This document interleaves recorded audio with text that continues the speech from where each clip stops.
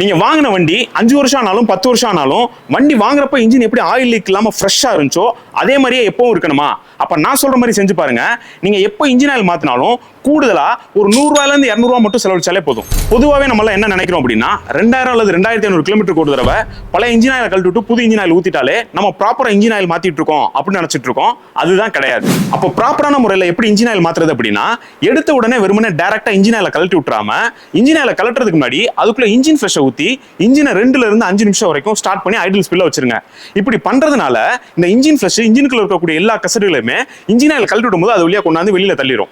இப்போ இன்ஜின்ல இருக்கக்கூடிய பழைய ஆயில் கம்ப்ளீட்டா ட்ரெயின் ஆனதுக்கு அப்புறம் இன்ஜினோட ட்ரெயின் போல்ட போடுறதுக்கு முன்னாடி அந்த போல்டுல ஒரு குட்டி வாசர் வரும்.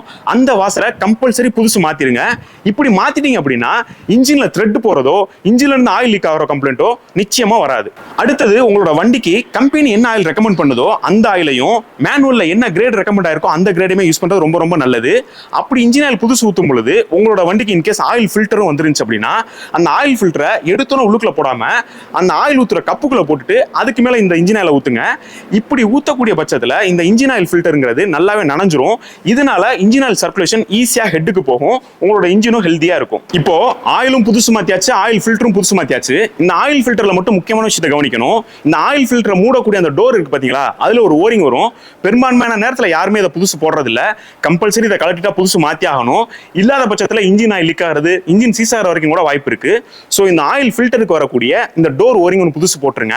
போட்டு லாக் பண்ணதுக்கு அப்புறம் ஆயில் ஸ்டிக் இருக்கு பாத்தீங்களா, அதுலயே ஒரு குட்டி ஓரிங் மாத்திட்டீங்கன்னா உங்களோட வண்டி முன்ன சொன்ன மாதிரி 5 வருஷம் ஆனாலும் 10 வருஷம் ஆனாலும் எப்படி நீங்க புது வண்டி எடுத்தீங்களோ அதே மாதிரியே இன்ஜின் எந்த விதமான ஆயில் லீக்கும் இல்லாம ஃப்ரெஷ்ஷா இருக்கும். ஸோ உங்களோட வண்டிக்கு இந்த மாதிரி சின்ன சின்ன பொருட்கள் எல்லாம் தேடி வாங்குறதுல சிரமம் ஏற்படக்கூடிய பட்சத்துல எங்களோட வெப்சைட்ல நாங்க இதை ஒரு காம்போவாவே கிரியேட் பண்ணி வச்சிருக்கிறோம். உங்களுக்கும் இந்த காம்போ தேவை அப்படின்னா டிஸ்பிளேல தெரியக்கூடிய நம்பருக்கு ஆயில் வாட்ஸ்அப் பண்ணுங்க, நாங்களே லிங்க் அனுப்புறோம்.